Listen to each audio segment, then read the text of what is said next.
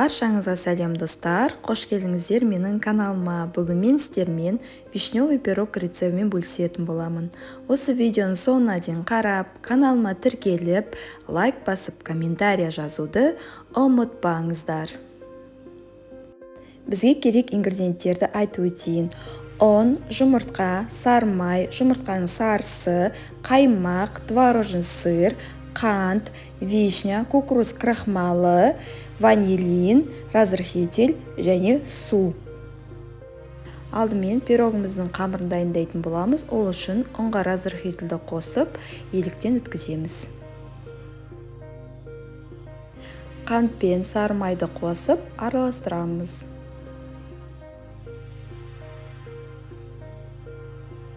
Қаймақ пен жұмыртқаны қосып, қамыр елейтін боламыз.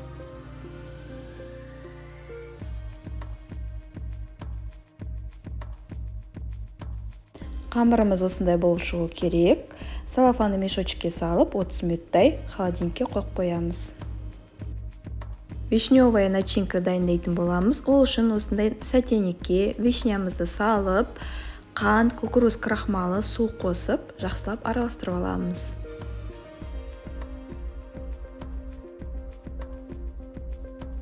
Вишневый начинкамызды орташа отқа қойып, жақсылап араластырып тұрып, вишняны согы біткенше қайнатамыз.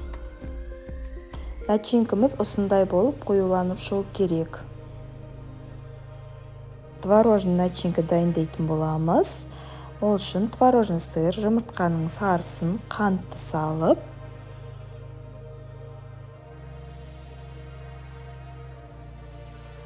сливки, кукуруз крахмалы, ванилин қосып, блендермен араластырамыз.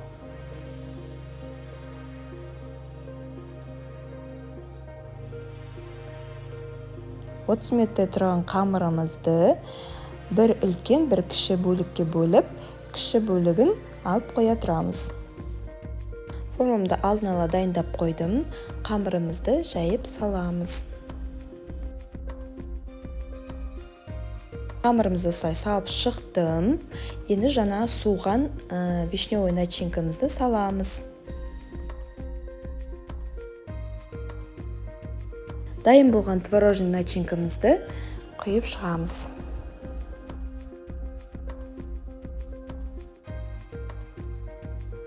Кіші бөлікке бөлінген қамырымызды оқтауымызбен жайып,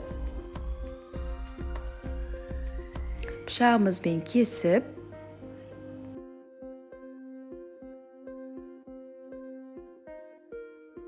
пирогымыздың бетіне осылай етіп салып шығамыз.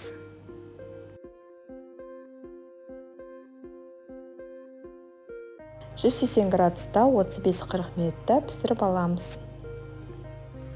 Міне достар, вишневый пирогымыз дайын болды. Осы рецептпен міндетті түрде дайындап көріңіздер. Сіздердің көңілдеріңізден шығады деп үміттенемін. Осы видеоны соңына дейін қарағаныңыздар үшін көп-көп рахмет. Сіздермен болған Гүлсезім.